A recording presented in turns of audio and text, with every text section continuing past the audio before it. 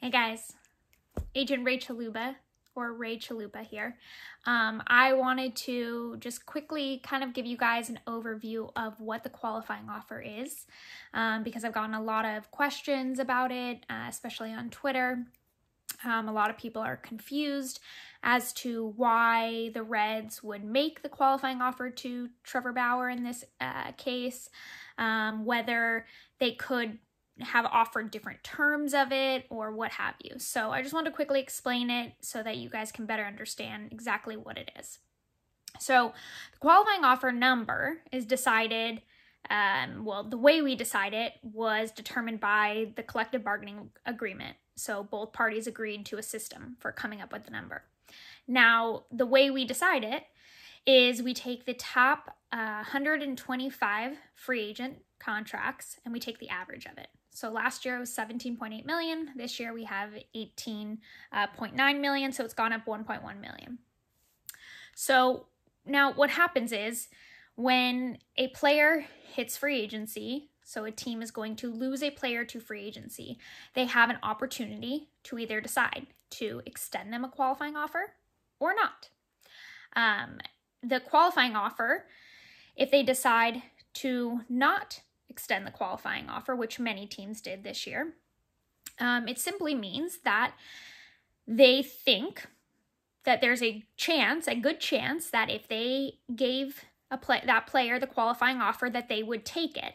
And they think they would take it because they assume that the player probably thinks it's too risky to think that they'll get more on the open market. So they would rather just take the qualifying offer. And the team does not want to extend them the qualifying offer because they don't want to pay them for 1 year that amount of money. The reason that they would make the qualifying offer to a player, which they did for, I believe, 6 players this year, which is very low, is because either one of two things. One, they think that the player will take it, and they would gladly pay the player for 1 year that salary. Or the other is they know the player is going to reject it anyways, but they're going to get something in return, something of value. And now this is where I'll explain kind of the breakdown of how it's determined what they get in return and what teams have to give up. So now when you have a player that goes on the free agent market that's extended a qualifying offer and they reject it, now they have this burden attached, and the signing team is now going to have to forfeit something as a result of signing a qualified player.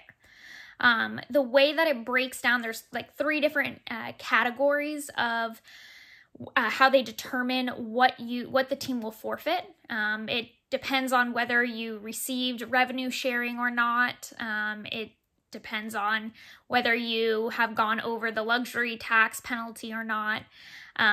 But so if you haven't received revenue share and you haven't gone over the luxury tax, you don't forfeit as high of a draft pick and as much money in the international bonus pool money.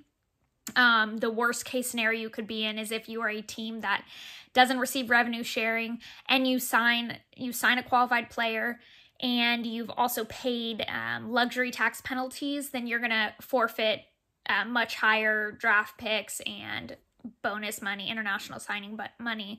So that's like the worst scenario for a team. Now what the team, so now let's say you're a player, you have rejected the qualifying offer and you go and sign with this other team. Now, the team that you rejected the qualifying offer from, that is losing the player, they're going to receive something of value.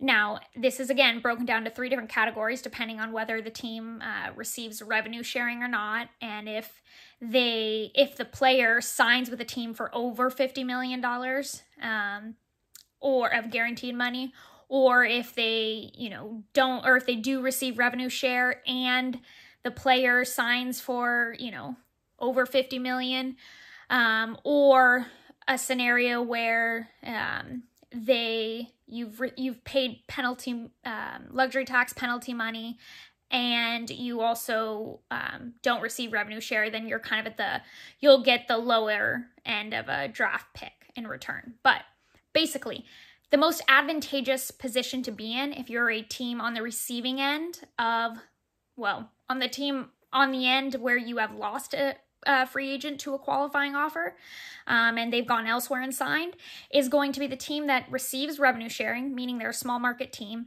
and the player went and signed with a team that for over $50 million. So what it's kind of assuming here, or what we can assume, right, is that, or the reason that this was set up is so theoretically to help these smaller market teams who, you know, they can't necessarily compete with the big market teams, and they're going to lose these free agents to teams that are in big markets and can pay a lot of money. In return, they're getting somewhat compensated by some level of a draft pick. So the reason that, you know, a team might want to offer a player the qualifying offer, even if they assume there's no way that they're going to accept it, is because as long as they offer it and it's rejected, then they get draft picks in return. So it's beneficial. Look, I personally don't like the qualifying offer system. I think players are already under control for a very long time and underpaid when they are with teams. And until they hit free agency, and then it's like they hit free agency and they finally can make their actual value on the open market now that they're older too and everything else against them. And then you add this burden of the qualifying offer that is going to be attached to them. They can only receive the qualifying offer according to this, during the terms of this CBA, they can only receive it one time, and then that's it. So Bauer got it this year. Technically, if the qualifying offer remains the same in the next CBA, he can't be offered it again. But look, it's not necessarily offensive. It's not that the team thinks that this is all he's worth. And it also doesn't mean that just because it's rejected that the team can't continue to have actual negotiations and discussions about re-signing the player just on whatever terms they want at that point. But just to kind of reiterate again, the qualifying offer, you cannot change or amend the terms, alter the terms, change the amount. It's one amount. It's decided by the CBA. It's the average of the top 125 highest free agent salaries. And a team can either choose to offer it or reject it. If they offer it offer it or not. If they offer it and it's rejected, they're going to receive some sort of compensation based on where the player, signs after and where they are in kind of the baseball market structure. They'll receive a benefit in return, and the team that signs them is going to have to forfeit something. Again, depending on where they are in the baseball structure and, if they've paid any luxury tax penalties or things like that. So hopefully that kind of answers some of your guys' questions on what exactly the qualifying offer is and how it works.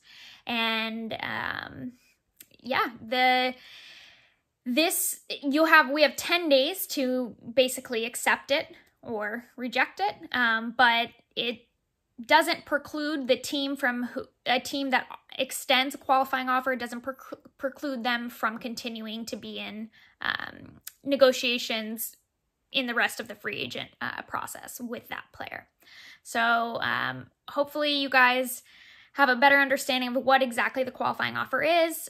Make sure to subscribe to my YouTube channel because I'm going to try to put out more information like this for you guys about the free agent process. And make sure to follow me on my other socials for updates on my clients and to see what they're up to.